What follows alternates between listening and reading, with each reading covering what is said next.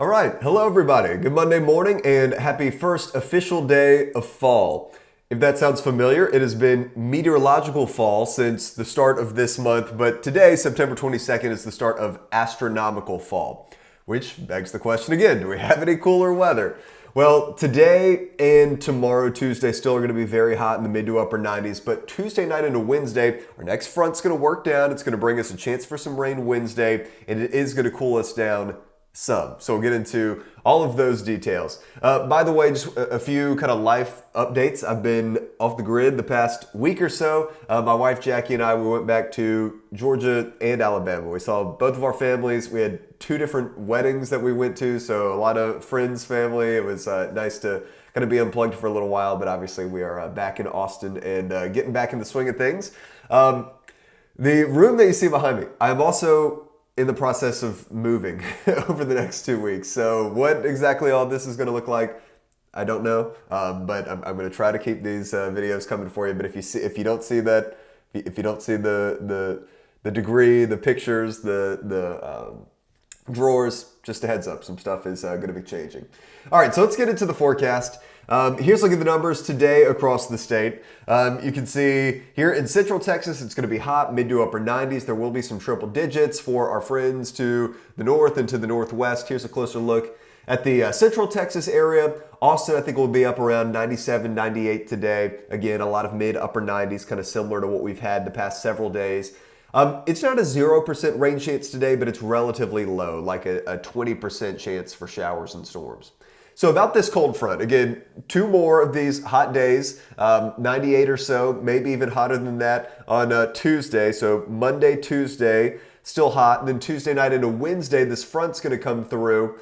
And, kind of like these other early season fronts that we've had, it's not going to be cold, but you can see these afternoons go down to the 80s and low 90s. And then this, I think, is going to be really nice as the humidity drops, as the front finally clears through our area. The mornings are going to start to get really comfortable. So the mornings will drop back down into the 60s for a while. And that's a sign of this big drop in humidity, which you can see here. So nicer mornings, slightly nicer afternoons. And then especially Tuesday night into Wednesday, a chance for some rain. You can see the model blend is actually printing out over a ½ inch of rain. I don't know that I can guarantee that for everyone area-wide, but it does look like the odds of fairly widespread rain are going up for Tuesday night into Wednesday.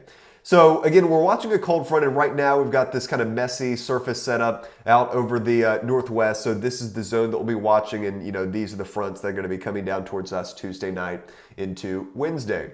So with that, I want to get into the models here. We'll talk a little bit about the rain chance. We're still at a little bit of kind of an intermediate range here where we don't have a ton of high-res data to look at. But you can see here on the model, this is the European, so the time is right here. You can keep an eye on that. This is 10 a.m. Tuesday.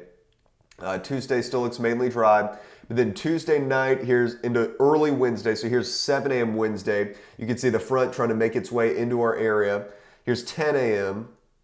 Here's 1 and into 4. So again, is this a situation where everybody is going to get heavy rain? I don't think so. But is this a situation where a decent amount of folks could get, up to and under a quick ½ inch of rain? I do think that's a possibility. Then the front's going to get kind of stalled up, probably just to our south, so that will keep rain chances south of here into Thursday, and then eventually by Thursday into Friday, the front will move down to our south again.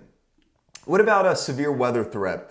Yeah, we are getting into the fall season, so not quite into October, but remember, October things can get a little bit more active again, and we start to at least a little more regularly talk about severe weather potential. So here's the severe weather outlook for Tuesday and Tuesday night. Level 2 dips into far north Texas. Then that level 1 basically goes down to our hill country, northern zone of our hill country. And then as we go through the day on Wednesday, we kind of pick things up basically from Austin Point south with a low end level 1 out of 5. So I don't see a major severe weather risk, but maybe 1 or 2 hail producers or some wind producers we'll watch out for. As far as locally heavy rain, this certainly doesn't look like a major flood setup for us, maybe slightly higher where the front stalls, but that will probably be just down to our south.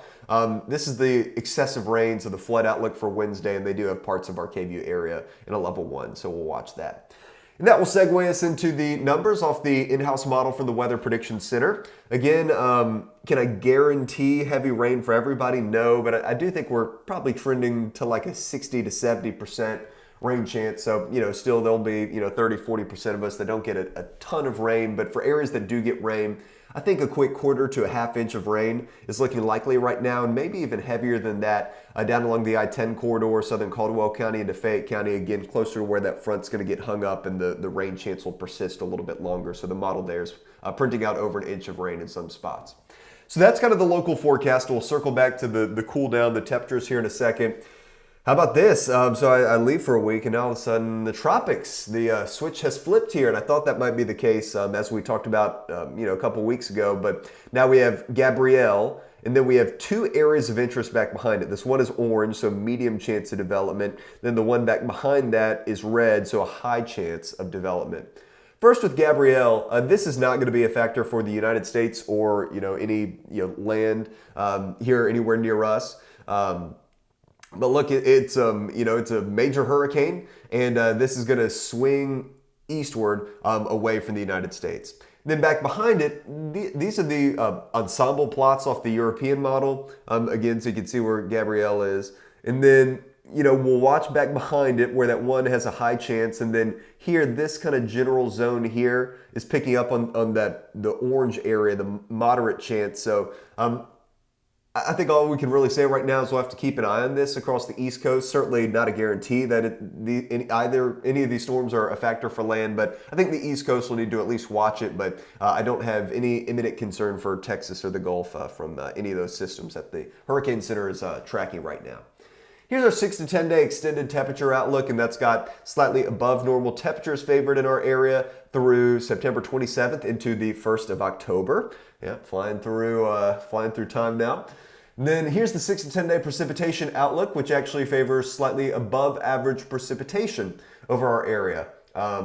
And again, we'll talk about this in another video later on this week, but October is typically a month where we see things spike up a little bit more as far as rain is concerned, where our weather can start to get a little bit more active again. So we'll watch those trends closely. Here's the latest just raw temperature data off the European model. And, look, we've got some cold fronts, but I think you get the idea here. We'll go from 90s down to diet fall, where we'll get maybe some 80s and 90s and comfortable mornings. Then there's probably going to be some more ups and downs through the extended forecast.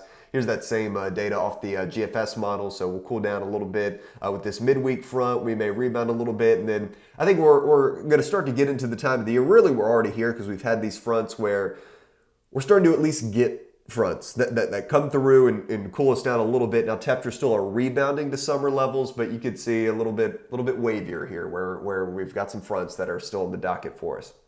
And then we'll end, as I like to do, with just the national blend of models. So again, it's going to be still pretty summer-like, mid to upper 90s for the next couple of days. Then Wednesday will be the day where that front comes through, some more of the transition day. Hopefully we'll be able to stay in the 80s, or we'll try to, in Austin on Thursday. And then it will be, upper 80s, low 90s for Friday into the upcoming weekend and into next week. And then I think this will start to be a big talking point too. The morning's going to be nice and cool.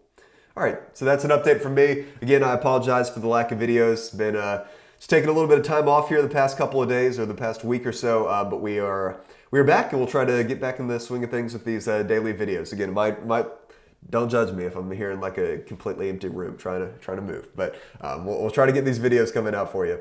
All right, have a good day. I will talk to you all later.